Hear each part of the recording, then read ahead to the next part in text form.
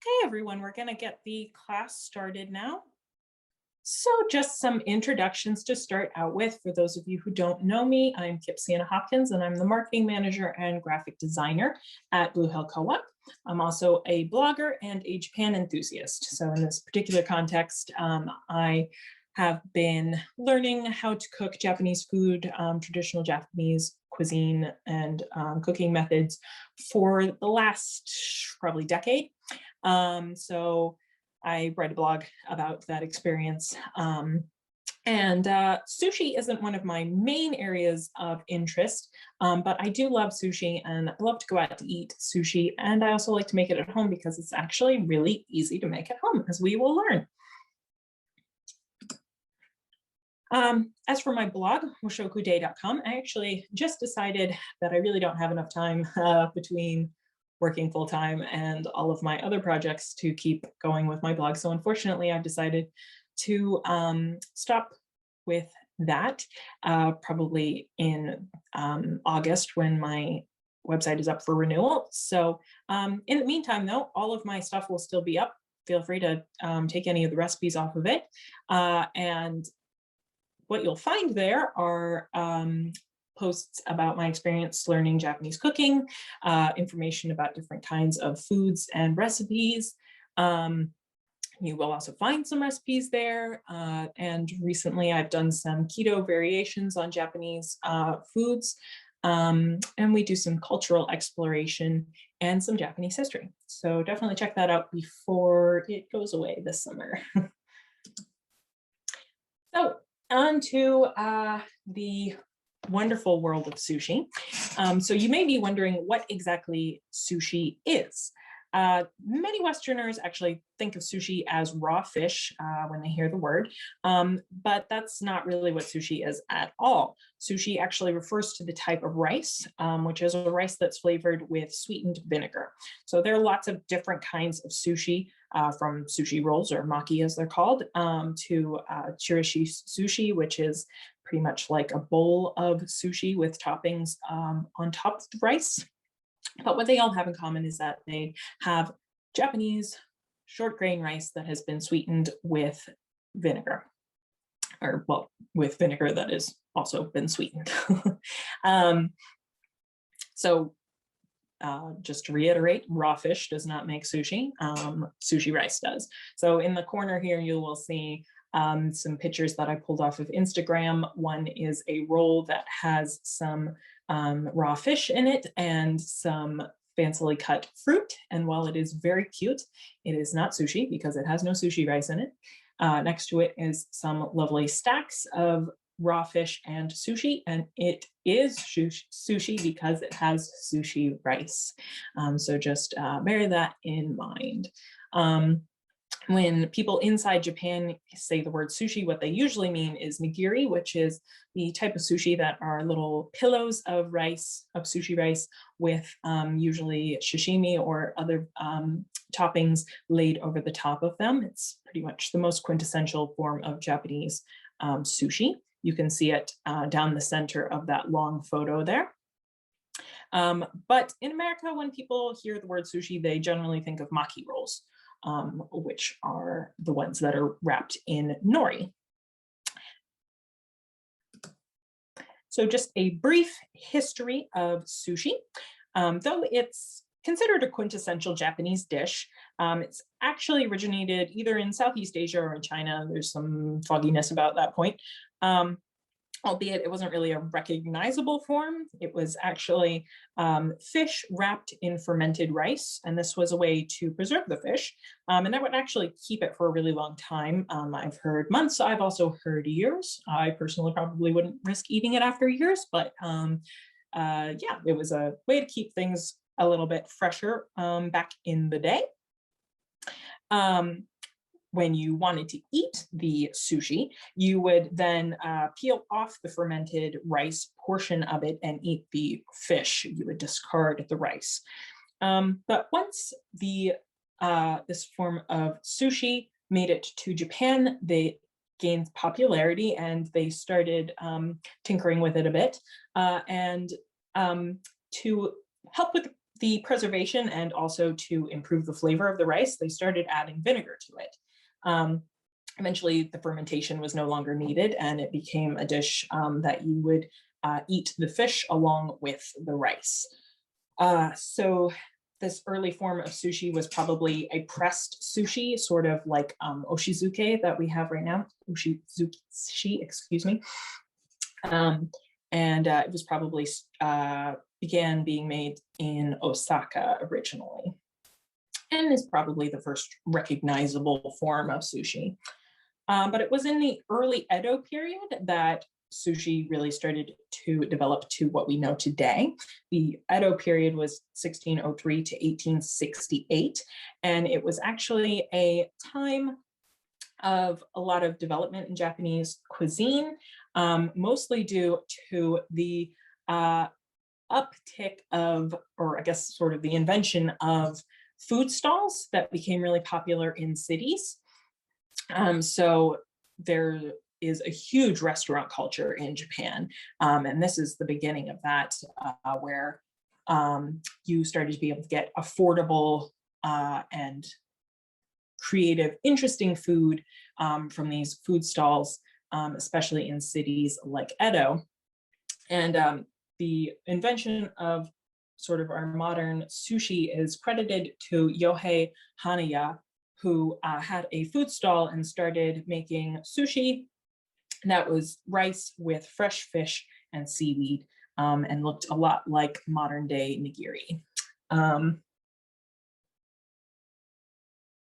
And today, nigiri is still one of the most popular kinds of sushi in the world. So good job, Yohei, you did it. Sushi today ranges from the super traditional to new and innovative types of sushi, both inside Japan and outside of Japan. Outside of Japan, sushi has all kinds of crazy, trendy versions. For instance, the sushi cake or the sushi burrito, which you can see down here.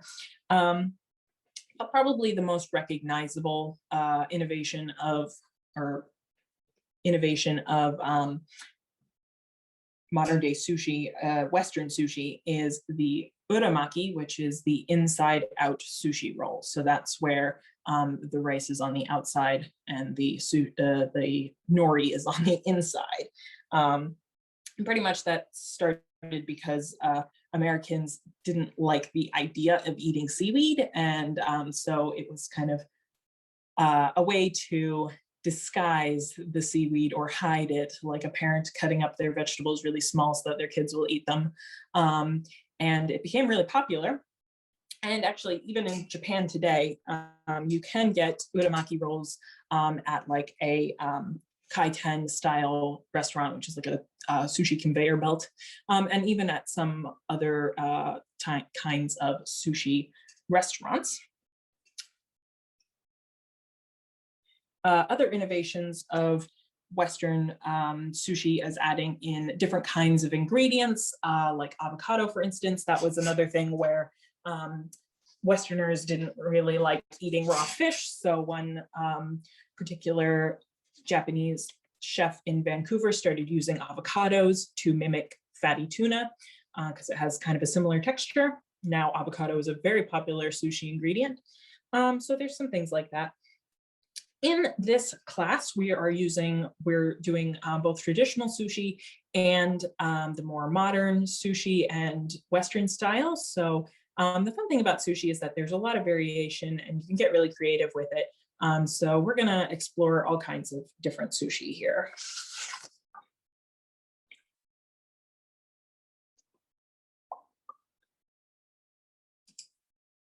So we're just going to run over some different types of sushi here that most of these, except for the last three, we will have recipes for in this class. So I'm just going to quickly go over the different types, starting with the maki sushi rolls that are probably the most recognizable in America. Starting with hosomaki, which are a pretty thin style maki roll with the seaweed on the outside there. They usually have one filling. And that's kind of to showcase one particular ingredient. Next up, we have futomaki, which is generally 2 to 7 fillings, and they are wider. In fact, futomaki literally means fat rolls. Not fat rolls as in the fat rolls that you get on your stomach, but fat rolls as in rolls that are fat. They are great because you can have a real variety of flavors that all work together. They're generally vegetarian, or they have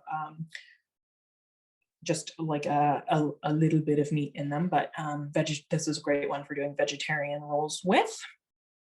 Then, of course, we have uramaki, which is the inside-out Western style roll. And then we have temaki, which is a cone-shaped hand roll and can be made at a dinner table while you're eating the meal. It's a really nice party sushi. It's actually my favorite type of sushi. Then we have nigiri sushi, which is the iconic, most popular type of sushi in Japan. That would be the rice pillows that are topped with fish or sometimes other ingredients. And just a brief explanation here. When you say the word sushi by itself, it is sushi, but when it's sort of stuck together inside a larger word, it's zushi, so nigiri sushi. Next up, we have chakan sushi, which is an egg-wrapped sushi. That's a really easy one to make at home and is quite attractive. And then we have tamari sushi, which are ball-shaped sushi with the ingredients pressed to the top of them. They tend to be really colorful and decorative. And then we have chirashi sushi, which is a bowl of rice that is topped with the ingredients. Chirashi sushi literally means scatter sushi. And then these are sort of our honorable mentions. They are really delicious, wonderful types of sushi, but we did not include them in this class, mostly because the ingredients are harder to come by. So inari sushi are fried pockets of tofu that are stuffed with sushi rice. I wanted to make these so bad, I really did. I've been wanting to make them for years, but it is really hard to find the fried tofu that you use for this. You can definitely get it at pretty much any Asian grocery store. The closest Asian grocery store to here, though, is in Portland. And of course, we don't go to Portland anymore. So unfortunately, I really did try to find a source for the co-op to carry them, but we just could not make it work, unfortunately. But yes, they are pockets of fried tofu that are stuffed with sushi. And according to legend, they are the favorite food of fox spirits. So there's that. Oshi sushi is a type of pressed sushi that is made in a bamboo mold. So you pack a mold with rice and then lay the ingredients on top of it and press it down and then slice it. And so you get these really nice even pieces. The most popular is one made with mackerel and shiso leaves. Shiso is a type of herb that's popular in Japan, related to mint. And then there's gunkan sushi, which is actually a form of nigiri where the rice pillow is wrapped around with some nori and it creates kind of a little dish on the top that is then filled with fish roe or sea urchin is usually what it is made with. So that is gunkan sushi, and that is actually named for battleships because they look like little boats. So now we're just going to go over some of the common ingredients that you will find in sushi recipes. These are the essentials: short grain rice, which is oftentimes marketed as sushi rice in America, although it's not actually sushi rice until you put some vinegar, sweetened vinegar in it. But we actually carry short grain Japanese rice at the co-op, both white and brown, and one called rose. I actually like to make a mix of the white rice and the rose rice, which gives it a little bit of variation in the color, which is attractive. And also it's a little bit healthier, eating a little bit of brown rice, but not quite as like super healthy and intense as eating all brown rice. Then you're gonna want some rice vinegar for mixing in with your rice. And carry a couple of different kinds at the co-op. We also have brown rice vinegar, which isn't shown here. Another alternative, if for some reason you don't want to use rice vinegar, is ume vinegar, which is made from umeboshi plums. And that is what you would use if you were doing macrobiotic style sushi, which is a dietary type that's roughly based on Japanese cooking. But traditionally, you will use rice vinegar for this. And then you will also use some sugar to sweeten it, or I like to use monk fruit for that because I don't eat sugar. Next up is, this isn't necessarily essential because you can make sushi without it, but nori sheets. You're going to want some nori sheets made with toasted nori seaweed.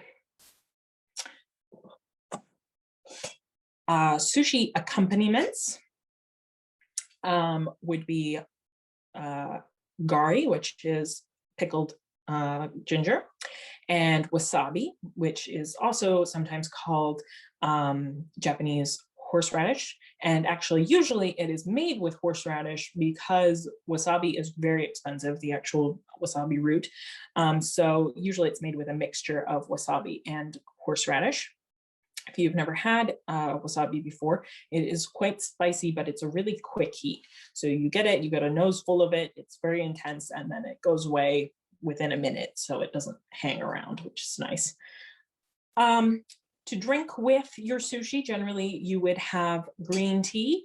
There are lots of different kinds of Japanese green tea, but you would do either a matcha or, which is what's shown here, matcha powder, or you could do a lovely sencha, which is a really nice, popular Japanese green tea. Or if you want to kick things up a notch, you can have sake, which is pronounced sake, not sake. And we have a lot of different kinds of sake at the co-op. I like to use that one, Sho Chiku Bai. I like to use that one actually for cooking.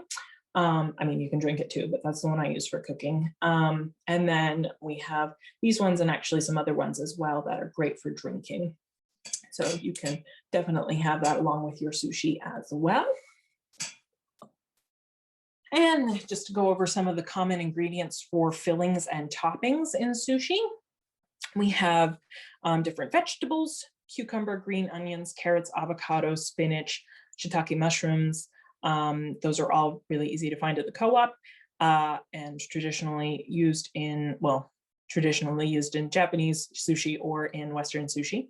Mitsuba is Japanese parsley. You can use regular parsley as well. Lotus root, shiso, kampyo, that's dehydrated gourd strips that you can rehydrate. Those are more difficult to find, but those are some traditional fillings as well. For fish and seafood, of course, we have unagi, which is a saltwater eel, and we have some lovely locally raised unagi at the co-op that I am just in love with. So that is one that we use in this class. Crab meat, of course, we have Maine crab meat at the co-op. Salmon, I like to use smoked salmon in my sushi. I also like to use smoked salmon that comes in a can and make like a salmon salad and put that in my sushi. That's quite good. Tuna, you can use either sushi grade tuna sashimi, or you can use canned tuna that you have turned into a tuna salad. That's also a option. And of course, for other kinds of seafood that you can get in or that you can put in sushi, mackerel, yellowtail, scallop, shrimp. And then we have tobiko, which is flying fish roe, ukura, which is salmon roe. It's a little bit bigger, looks like little golden pearls. Tobiko is that really fine, bright colored, what do you call it? Fish eggs. Drawing a blank. Caviar. And then sakura denbu is salted cod roe that is dyed pink, I believe. So tobiko is my favorite one to use in sushi. It's actually really hard to find. If you find any locally, let me know. I, again, tried really hard to find a source for the co-op, but I could not find one. So you'll see it actually is used in my sushi in the pictures that you see, but it's actually not tobiko. It is a vegan alternative that I bought, believe it or not, at IKEA. And it's made of seaweed and it's pretty good. It's almost exactly like tobiko. So if you can get that, go for it. Some other common ingredients inside sushi: eggs, either as raw eggs that are cracked on top, like quail eggs, or as tamagoyaki, which is a Japanese rolled omelet, or kinshin tamago, which is like egg threads that you can make out of crepes.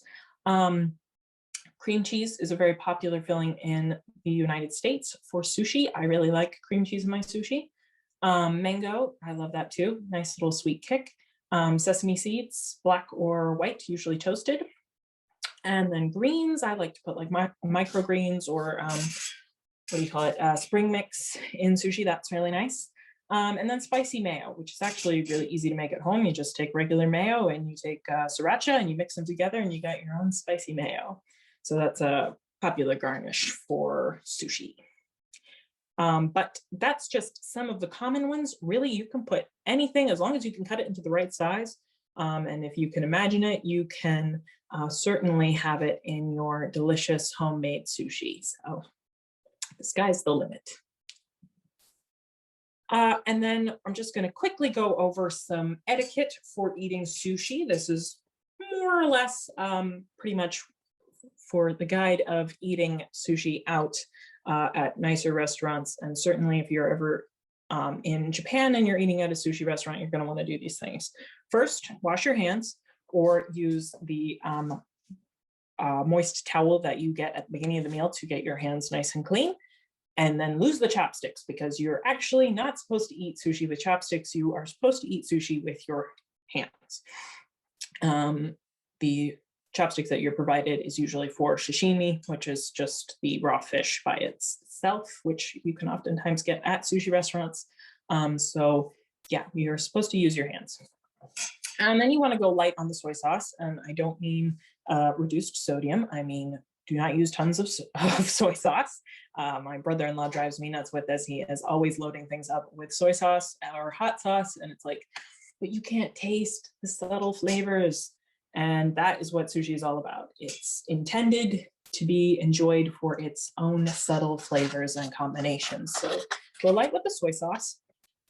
And when you dip your sushi in the soy sauce, you are not supposed to dip the rice part, which will absorb too much anyway, but also will fall apart if it gets too wet with soy sauce. So you're actually supposed to dip the fish in the soy sauce. Do not mix together wasabi and soy sauce. I know it is tempting, but it totally ruins the flavor of the sushi, which is supposed to be subtle. Again, most good sushi restaurants will apply the amount of wasabi that you are supposed to have to the sushi itself. So, so don't go adding extra in, because the appropriate amount is already there. Same for soy sauce. Good restaurants will brush the sushi with the appropriate amount of soy sauce. So don't do it. And then try to eat your sushi in one bite. I know it can be hard because they are large pieces usually, especially if there's a quail egg on top of there. But it's a lot more elegant if you eat it in one bite, even if you're cramming food into your mouth, than trying to juggle a half bitten into piece of sushi that's falling apart. So one bite when possible.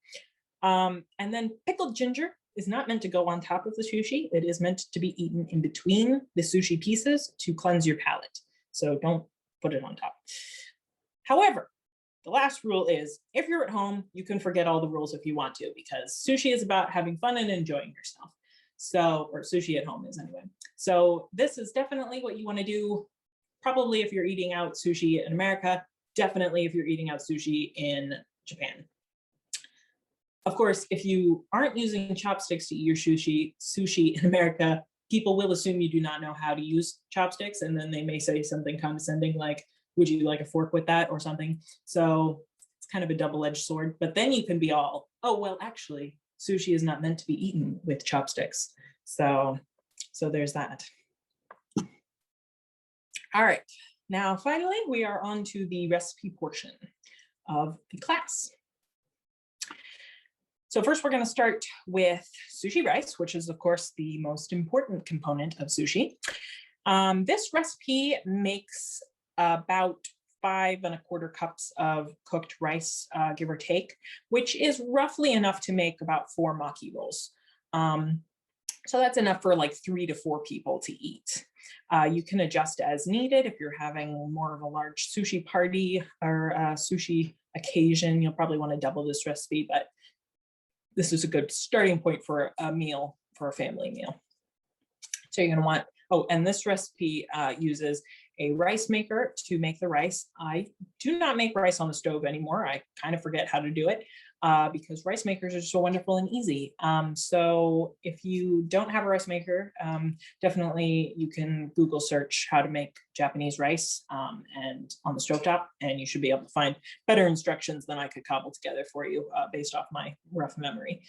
So, so this uses 3 rice maker cups of Japanese short grain rice, a third of a cup of rice vinegar, 2 tablespoons of sugar, or 1.5 tablespoons of monk fruit sweetener if you're going sugar-free like me, and then 1 teaspoon of salt. I am really sensitive to vinegar, like just like the scent and the flavor. It seems really strong to me, stronger than to other people. So sometimes I'll use like a 1/4 cup instead of a 1/3 of a cup. But if you don't have any issue with vinegar, then use a 1/3.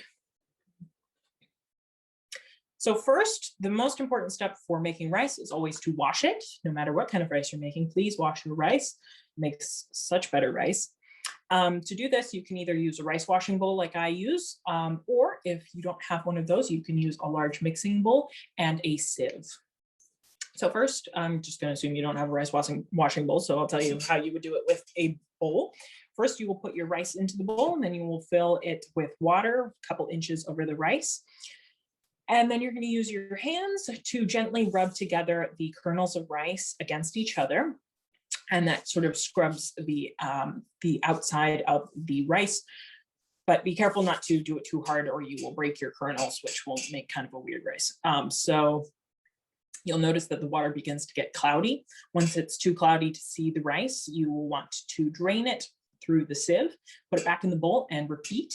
Usually it takes about 5 to 6 repeats of this to get clear water. Once that happens, you can take the rice and drain it, get it nice and drained, and then put it into your rice maker dish and use the appropriate amount of water for your particular rice maker. That will probably vary depending on the brand. I use a clay pot, so that totally changes things from the usual type of rice maker. So usually there's like a indentation to show how full to fill it for water, depending on how many rice cups you used. Anyway, once that's done, you can then let the rice soak without turning on the rice maker for 30 minutes.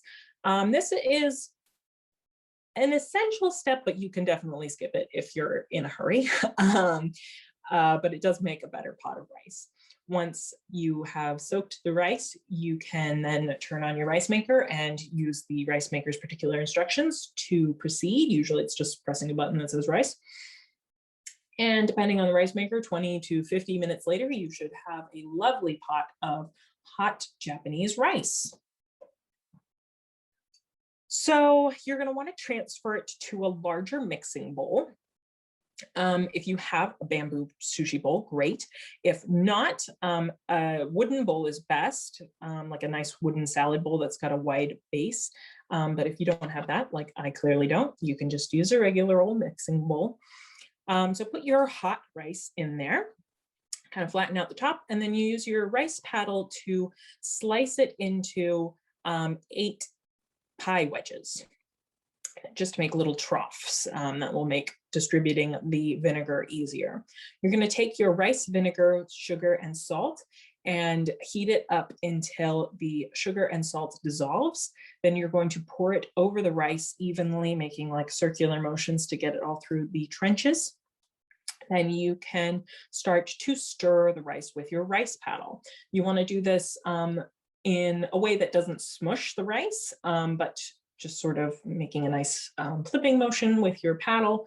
And if you have a willing participant, they can fan the rice as you go to cool it down a little faster, or if you are dexterous enough to do that yourself, you can also do that. If you don't have a fan or you don't want to do that, then it just takes a little bit longer.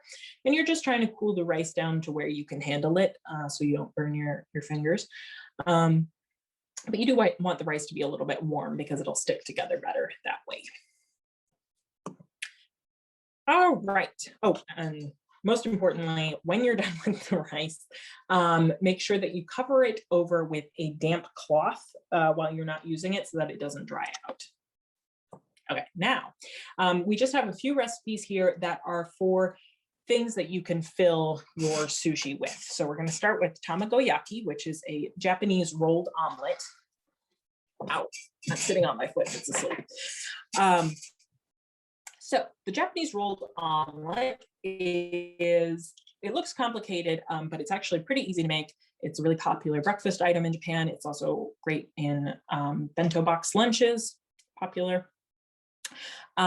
So I have a tamagoyaki pan that I use for making it, but you can totally make it in a cast iron skillet or like a nonstick pan. That is totally doable. It takes 3 eggs, a teaspoon of soy sauce, a teaspoon of mirin, a pinch of sugar, oil for greasing the pan. I like to use a more flavorless oil like safflower oil for this so that it doesn't permeate into the tamagoyaki. Sorry, I forgot the name for a second there. Yes. I like to make my tamagoyaki egg mixture in a 2-cup glass measuring cup because it's easier to pour that way. So put your ingredients in there. I use Japanese cooking chopsticks for this, but you could certainly use a fork and a spatula. So just mix those up together until you have a well-beaten egg mixture.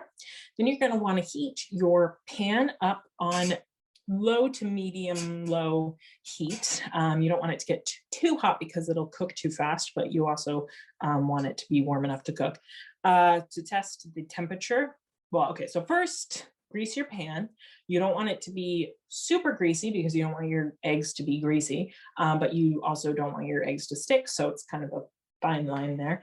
Put a little oil into your pan, take a piece of paper towel and fold it into about a 1.5-inch bundle, and then spread your oil evenly around it, making sure to get up the sides of the pan a bit.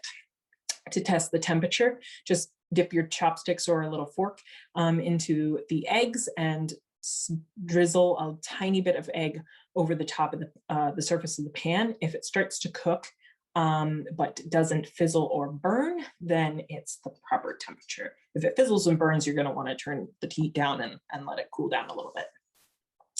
So then you're going to take your egg mixture and you're just going to pour enough in to coat the pan. So pour a little bit in and then you tilt your pan around to move the egg into a even crepe, thin egg crepe across the bottom of the pan. Then you're just going to let it cook enough so that the bottom layer, or the bottom of the egg is cooked enough to pick it up without it just falling apart. So then you're just going to take your chopsticks or your spatula and roll it over into a little egg roll. Then you can take your paper towel that's been greased that you set aside and you can rub down the pan where the egg was. Then take your chopsticks or spatula and push your eggs to the other side and grease where it was sitting so that the whole pan has been re-greased. Then pour in another layer of egg, just enough to fill the pan again, or to coat the pan. You can tilt the pan to get it all around and just take your chopsticks or your spatula and lift up the little egg roll on the end and tilt it so that egg gets underneath there too, and then lay it on top. And then you're just going to let the bottom cook again, and you're going to, once again, roll it out. And then you're just going to repeat that exact process until you have used all of your egg batter, not really batter, but your egg mixture. For a medium-sized skillet, I find it takes about four runs to use your eggs. For the tamagoyaki pan, it's more like 5 or 6 because it's narrower.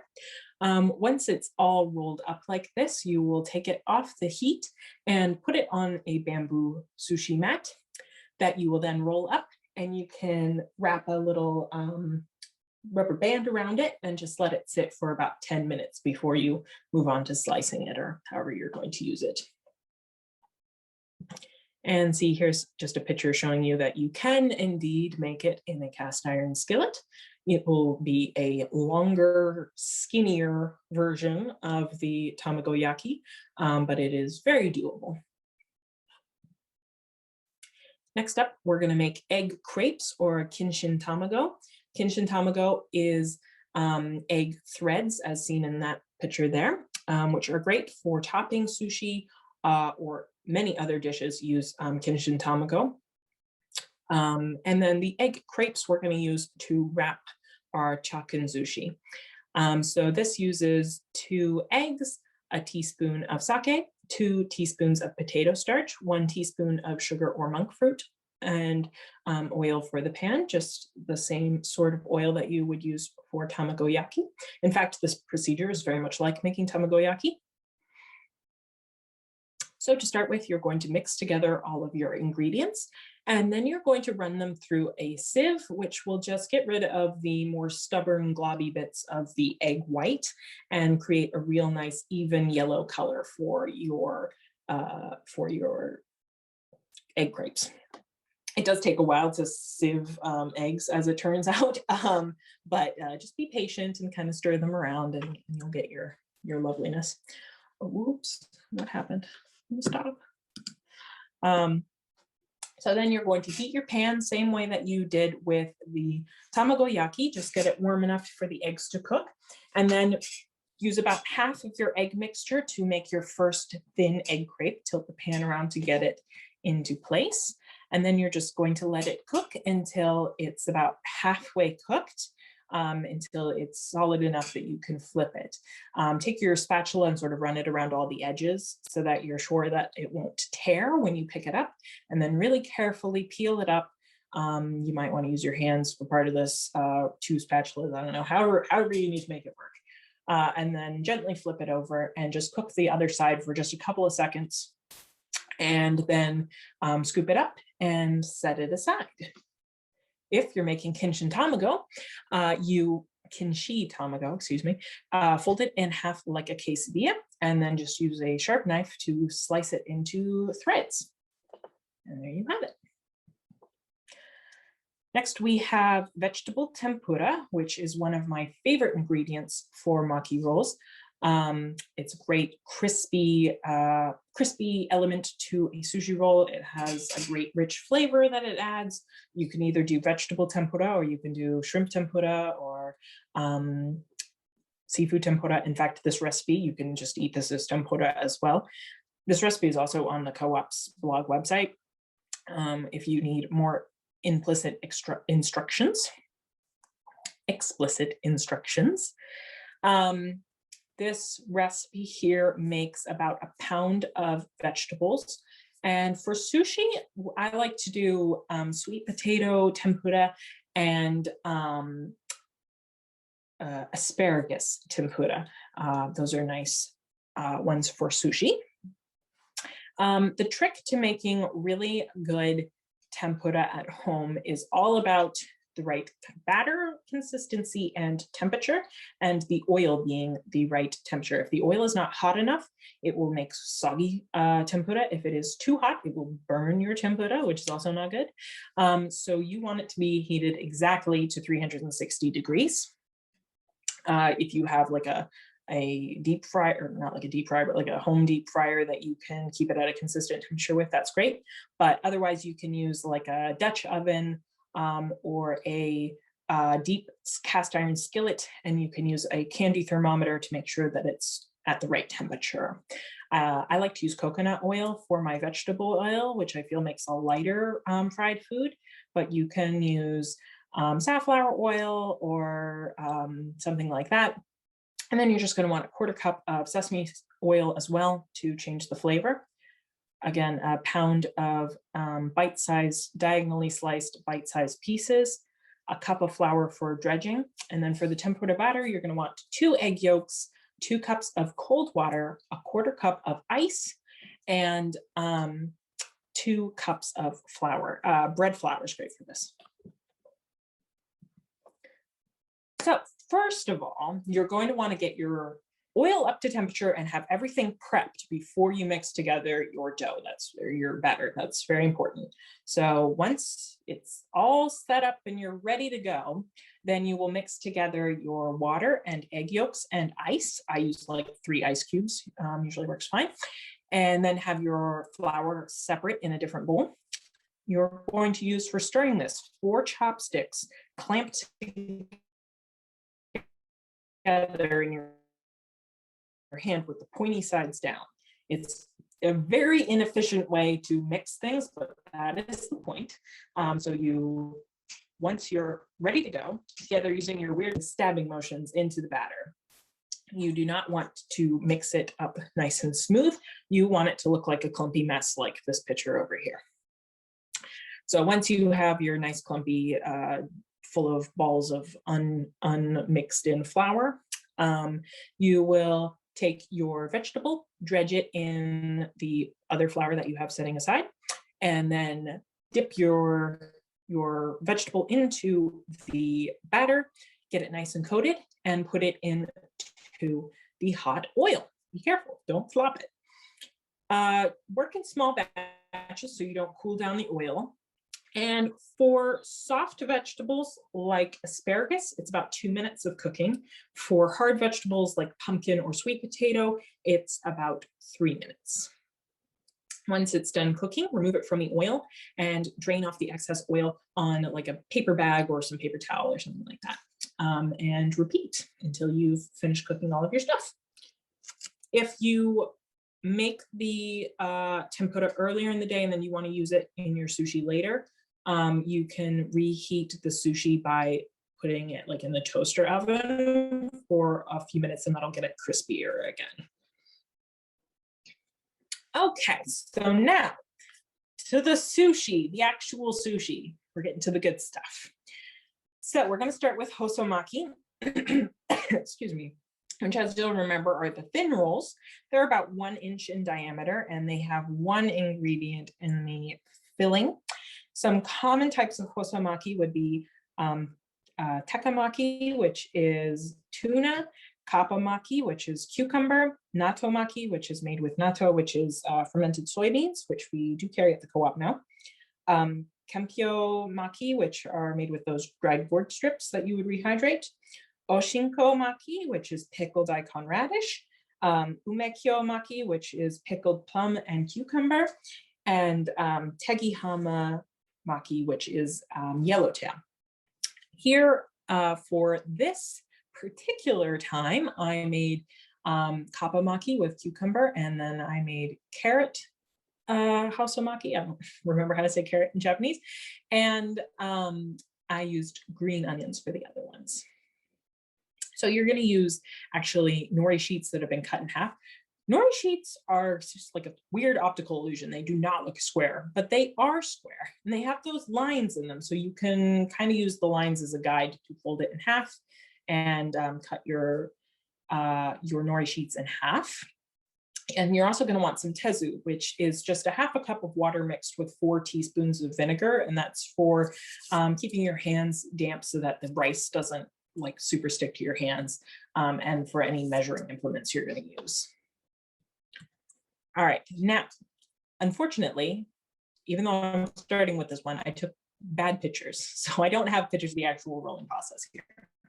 But you're going to take your 1/2 of a nori sheet and turn it shiny side down on the bamboo mat. And then you're going to take a 1/2 cup measure, and you're going to you're going to dip your measure into the tezu as well as your hands to get everything nice and wet. And then you're going to measure 1/2 cup and put it onto your to one side of your sushi, your nori. And then you're going to use your damp hands to evenly spread it across the bottom, leaving a 1-inch strip of nori up at the top that will be used for sealing. And then you're going to put down your your chosen ingredient down the center of your rice. It's actually really difficult to describe how to roll sushi, even though it's actually really easy to roll sushi. I definitely recommend looking at a video of somebody doing it. I don't have a video of me doing it, but I recommend going to Just One Cookbook and looking at any of her sushi, justonecookbook.com, looking at any of her sushi recipes and watching the video of her doing it because she explains it really well. But essentially, you're using the sushi mat as a guide for rolling it so that you're not like squishing it weirdly with your hands. So you pull up the side of the sushi mat, kind of holding the ingredients in place with your last 3 fingers while you hold the sushi mat with your index finger and thumb, and roll the sushi up and seal it. I do have better pictures coming up, but that's essentially what you do. Then you're going to want to use a very nice sharp knife to cut it into 6 equal pieces. So cut it in half, then cut those halves into 3. And you want to wash wipe the knife off with a damp towel in between each cut so that you get hosomaki.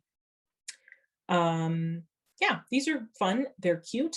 I don't really like making them as much because they're not as easy to get right because you're working on such a small space, I find. You'll notice that my ingredients aren't particularly centered. So not as fun for me, but it's kind of nice to throw it in with, like if you're making a larger portion of sushi, it's nice to have those as well. So next we're on to futomaki, or also you can use this recipe for making ehomaki. So futomaki is the fat, wide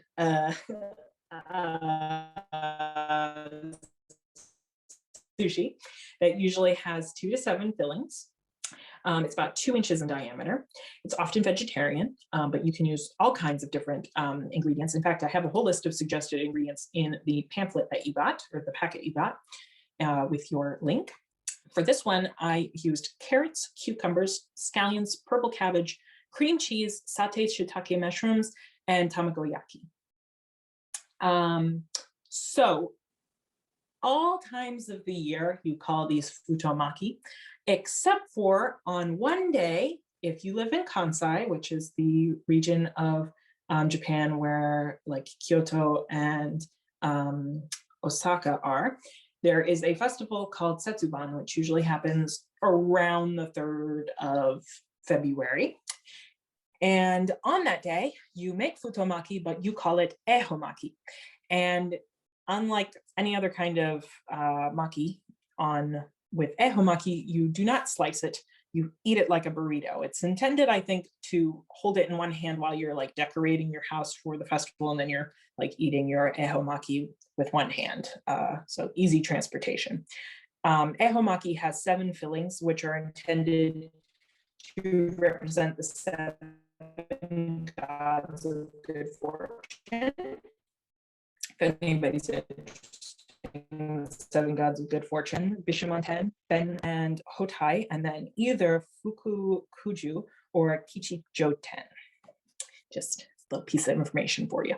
So besides your fillings, you're also going to want nori sheets, your sushi rice, obviously, and your tezu, and your bamboo mat. First, you're going to want to prep your fillings. So you're going to want to slice them nice and thin. Saute your shiitake if you're using that. Your nice roll of your nice tamagoyaki rolled omelet. You're going to slice that into more reasonable pieces. Then you're going to take your sushi, your nori, keep calling it sushi, your nori, and put it shiny side down on your sushi mat. And then it's about 1.25 cups, I think, of sushi rice that you're going to want to put on here. Remember to wet your hands and the measuring implement. And then you're going to spread it out evenly, leaving a 1/2 inch this time up at the top, the part that's furthest away from you. Then you're going to line up your ingredients. Oh, the sound is breaking up occasionally. I'm sorry. I think that could be my internet. If there's anything that you need me to repeat, let me know in the comments. Excuse me.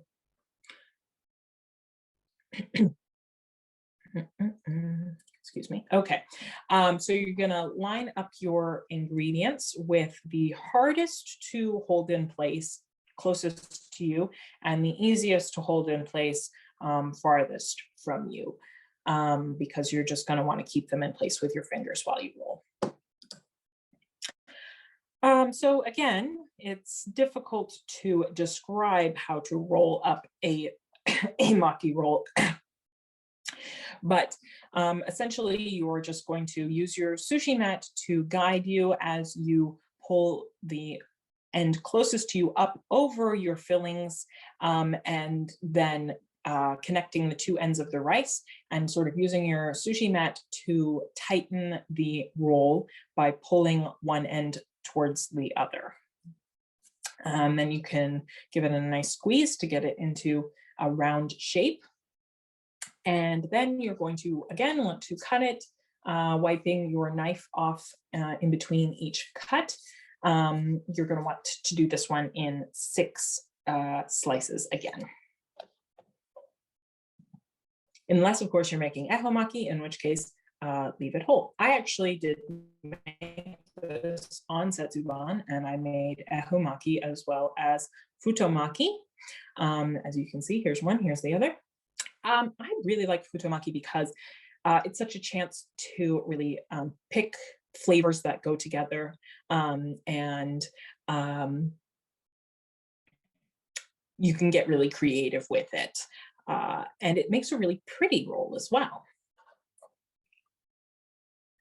So now on to the fancy uramaki rolls that you can make it stunning. So they're quite the showstoppers if you're preparing sushi for other people. So we're going to start with the dragon roll, which is my favorite type of ehomaki. I mean, uramaki. And it combines unagi kabayaki, which is eel, and tempura. Traditionally, you would use shrimp tempura. I actually used asparagus tempura for this. Cucumber and avocado. You can also use tobiko for this, spicy mayo, and you will want some of the kabayaki sauce to pour over the top of it as well. And then, of course, you're going to want sushi rice and some nori and some tezu for your hands. So first, you're going to make the unagi kabayaki, which is really easy. The instructions for it are actually in your pamphlet.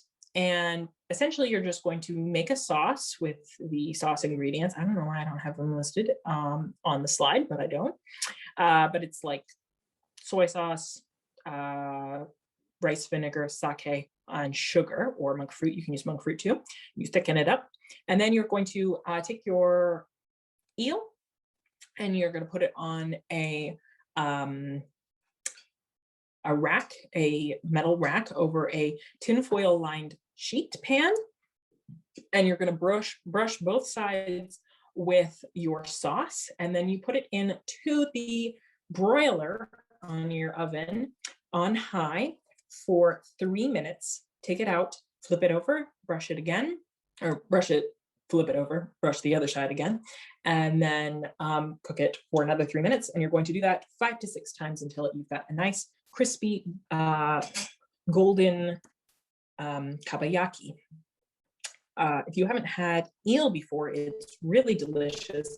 It is similar to trout. It's a very rich fish. It's just got great flavor. It's probably my favorite kind of meat there is, and we're really lucky to have unagi, American unagi, right here on the coast, who are sustainably farming our own indigenous eel, which is really cool. So you're actually going to want to take a third of your nori sheet off, and you can probably cut it, not tear it like I did, like the heathen I am. Then you're going to actually want to wrap your sushi roll in plastic wrap because you're making an inside out roll. So then you're going to take 3/4 of a cup that you've dipped in tezu, and you're going to distribute it all across your nori. You don't need any lip on this one.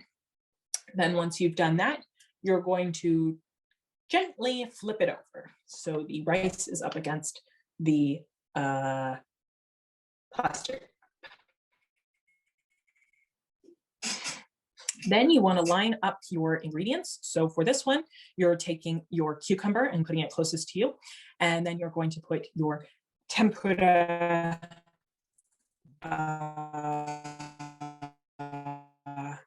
asparagus, ends of the asparagus spears, the little leafy part, and have it overlapping out the outside, which is part of, I think, what makes it a dragon, decorative touch.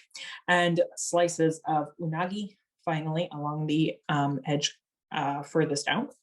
Then you're going to carefully roll up your sushi with the rice on the outside. Once you've done this, you can peel off the plastic wrap, and then you're going to take your hopefully much better cut avocado, and you're going to of your sushi, put a piece of, press it on without like squeezing it too hard, but just to get it nice and flat up against your sushi. Then you can actually cut it without peeling it off yet. So you cut it into, I cut it into 6 pieces, but really cut it into 8 pieces because this is a mouthful. And make sure to wash your knife in between, and then peel the plastic wrap off, move it to a plate, and use some of your kabayaki sauce to drizzle over the top. And if you have it, garnish with tobiko and spicy mayo. I didn't use spicy mayo because I don't actually like spicy mayo that much, but there you have it. This roll is so good. It has such impact, for one thing, visually, it's so beautiful, but also the combination of the smooth, rich avocado with the crispiness of the tempura and the cool, refreshing cucumber, and then the really fatty, sweet meat of the unagi. It's so good. I've also heard this roll called the alligator roll. I believe that's what they call it at Ichiban restaurant in Bangor, but dragon or alligator roll. Really easy to make at home and so delicious. Next up, the California roll, which is probably the most popular roll in America. It combines crab, mayonnaise, cucumber, and avocado. Yes, and avocado. And then you usually roll sesame seeds on the outside. You'll want, of course, sushi rice, nori, trimmed up a third of it, and tezu. This is another inside out roll. Pretty much you can find the California roll at any sushi place. You can find it in a lot of grocery stores. You can find it anywhere that serves sushi in America. You can almost be sure that there will be California rolls on the menu. But oftentimes they don't actually use crab meat for it. They use what is called imitation crab, but is also what it actually is kanikama, which is a type of kamaboko. I actually know all about kamaboko because I was actually involved in a television program in Japan about making kamaboko. Kamaboko is a type of fish cake that is made with surimi, which is fish paste. So it's usually made with like Alaskan pollock. And imitation crab is made from that, made to look like crab, but it's cheaper. And it also has the added benefit of if you're allergic to shellfish, you can eat it. However, California rolls are best when you make them with real crab meat, and we have lovely local Maine crab meat at the co-op that I used for this. And I just mixed it with a little bit of mayonnaise to make a crab salad. And that's how we do. So as with the dragon roll, you're going to line your sushi mat with plastic wrap and put your nori shiny side down. It's about 3/4 of a cup, 3/4 of a cup? Yeah, 3/4 of a cup of rice. And you're going to spread it out using your hands that you've wetted with the tezu, and then gently flip it over. You're going to put your cucumber down the side closest to you, then your crab salad in a row, and then your beautiful avocado. Then you're going to gently roll it up using the plastic wrap on the outside. And then you can peel the plastic wrap off and cut it into 6 places. Oh, I forgot to tell you, when you are putting your rice down, before flipping it over, coat the outside of the rice in sesame seeds, then put it down so that the sesame seeds and the rice are facing downward. Okay, sorry about that. Yes, the California roll is lovely. I love the pairing of the crab meat with the avocado. And it's really easy to make at home, which is probably why it's so popular, is because it's so easy to make that they just make tons of it. And now it's become like the American sushi. And you may know that sushi restaurants generally have a signature sushi that they have come up with on their own that has new and exciting combinations. So I too have a signature sushi roll that I like to make. I call it the Wishoku Day roll, which is the name of my blog. And it uses sweet potato tempura, cucumber, cream cheese, avocado, and mango. And then sushi rice, nori sheets, and tezu. So to start with, you're going to do the exact same procedure you did before. Plastic wrap down, shiny side down, then spread out your rice with your damp hands. Then you're going to turn it over so that the rice is up against the sushi mat, or up against the plastic wrap, up against the sushi mat. And then you're going to use your, first your cucumber, then your sweet potato, and then a line of cream cheese. And then you're going to carefully roll up your mat with the rice on the outside.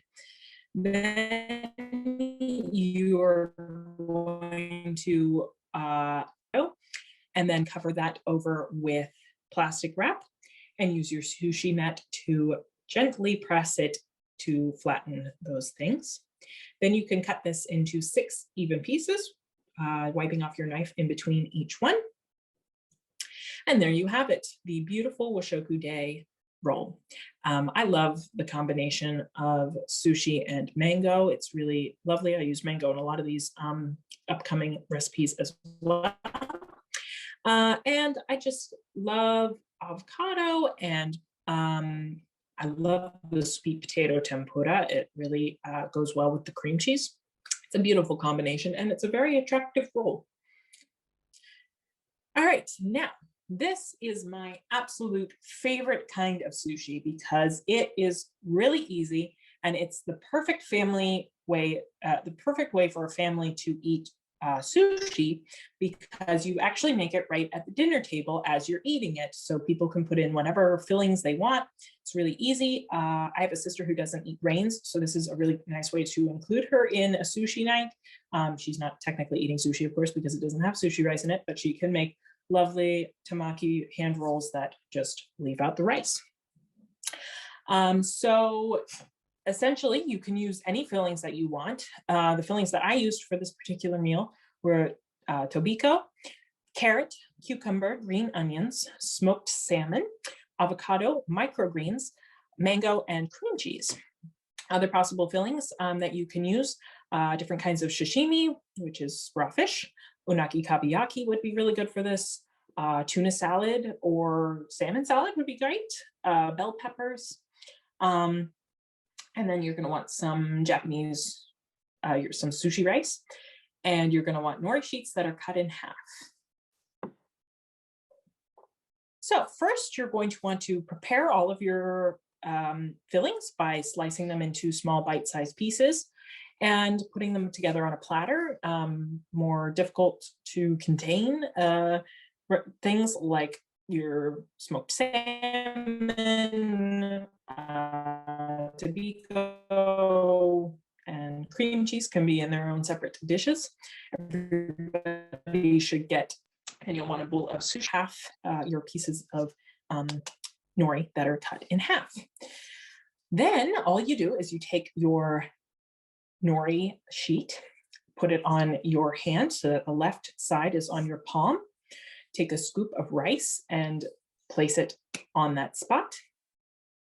And then you can pick ingredients, whatever mixture you want from the communal plate. Remember, when you're using chopsticks in a communal environment, you actually flip your chopsticks over for grabbing things off the communal plate. So you use the end that you don't put in your mouth for picking things up, and then you place them onto your plate, and then you can use your mouth end to put it into your sushi.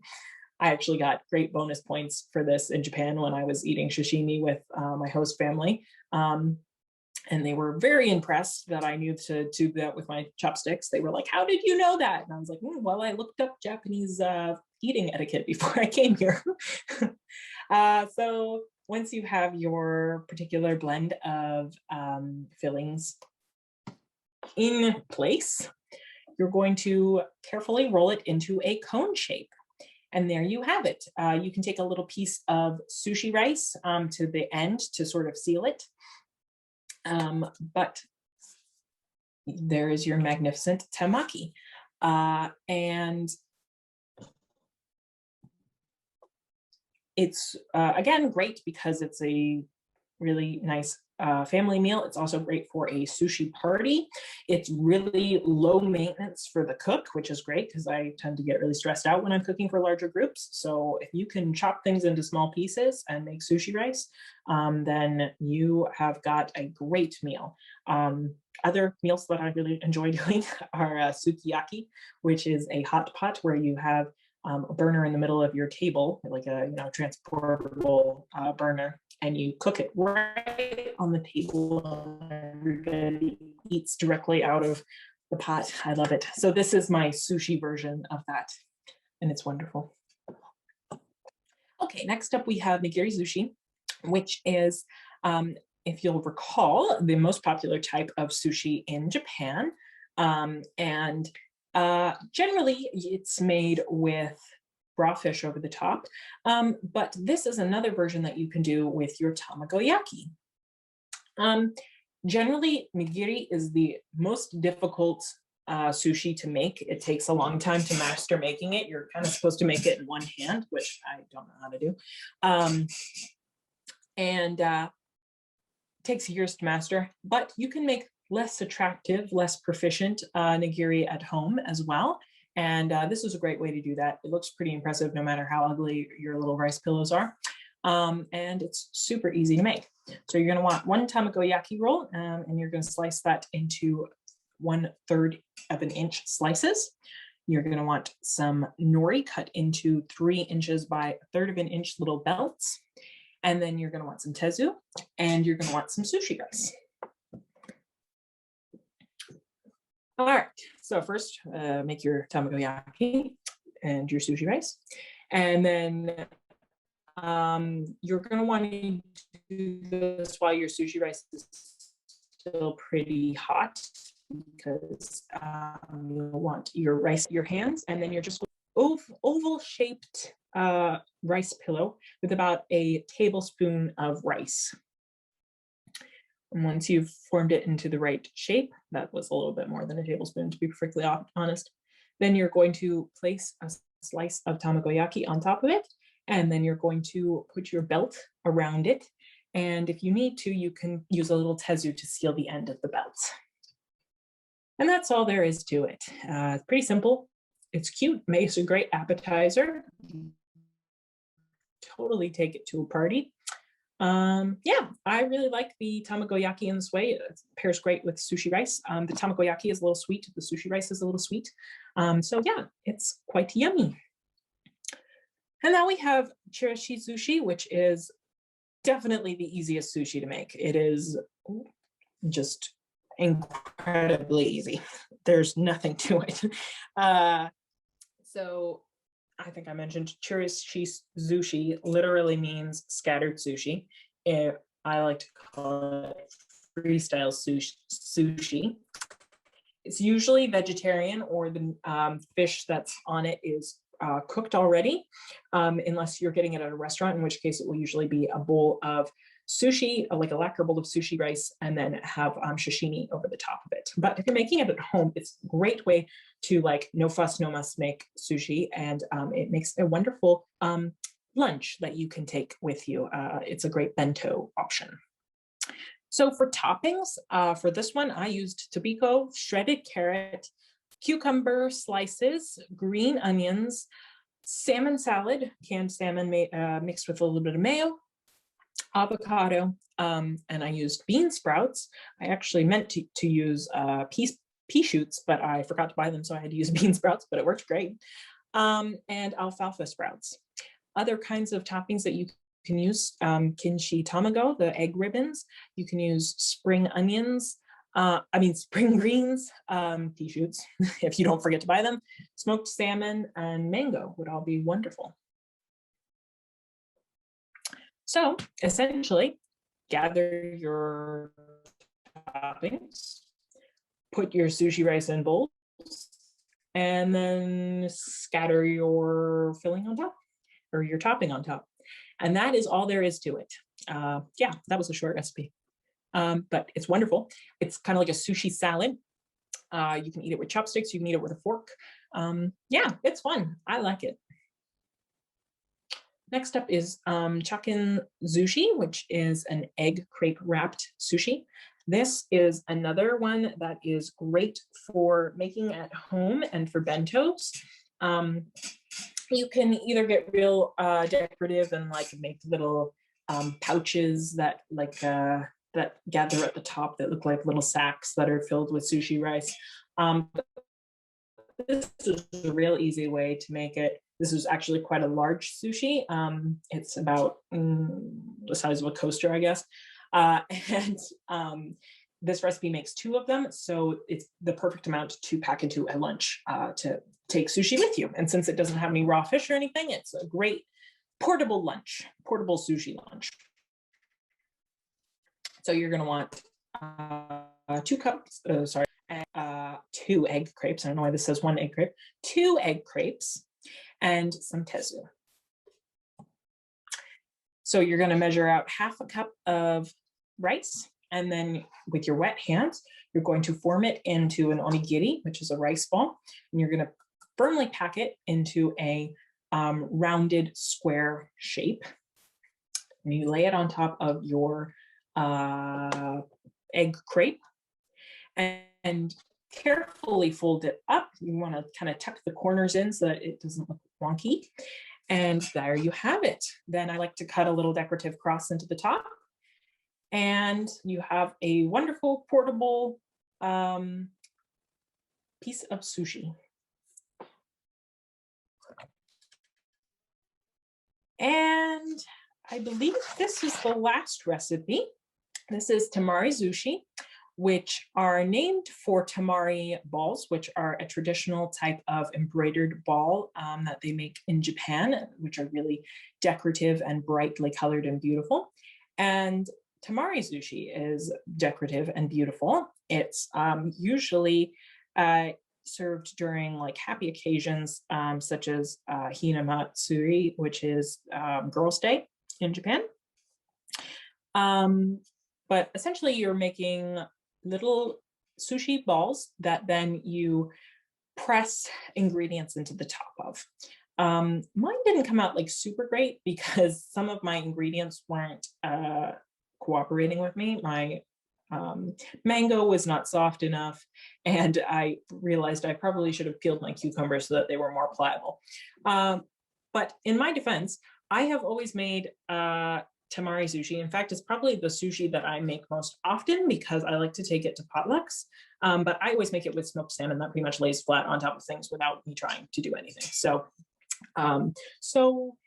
make sure that you slice your things really thin is what I'm. And then possible toppings are smoked salmon, avocado, mango, kinshin tamago, cucumber, tobiko, blanched carrots. So you'll see these flower-shaped things here, actually carrot slices that are blanched. So that means cooked, boiled, and then run through cold water so they stop cooking. You can also put grilled meat on sashimi. I used salami because I had some and I thought, why not? Prosciutto is really good for it. So to begin with, gather your ingredients and slice everything thinly, as I spoke of earlier. As you can see, this is how you make the carrots. Use a nice little cookie cutter to make them into flower shapes. Then I boiled them for about 5 minutes, drained them, and rinsed them with cold water. Then you're going to make your balls. So you're going to make them the same way that you made the chakin sushi. You're going to pack them together with your hands. I was doing it by myself. I didn't have anybody to take a picture of me doing it, so I'm afraid you'll just have to remember what it looked like before. It's about 2 tablespoons of hot sushi rice with your hands wetted with the tezu, and then you're going to pack them together. And you're going to want to make them all at the same time, all the balls, and put them on a plate. And as you keep working, you can cover that over with a damp towel or a piece of saran wrap to keep them from drying out. Once that's done, you'll take your saran wrap and take a small piece and put your topping down on it, put the ball on top of that, and then you pull it together and twist the bottom to press everything down flat and even. As you can see, this is with the mango, and then that's with the kinshi tamago. And then if you're having a really hard time doing that, you can just balance things on top of it. That is fully valid. Then you arrange them decoratively on a plate and enjoy.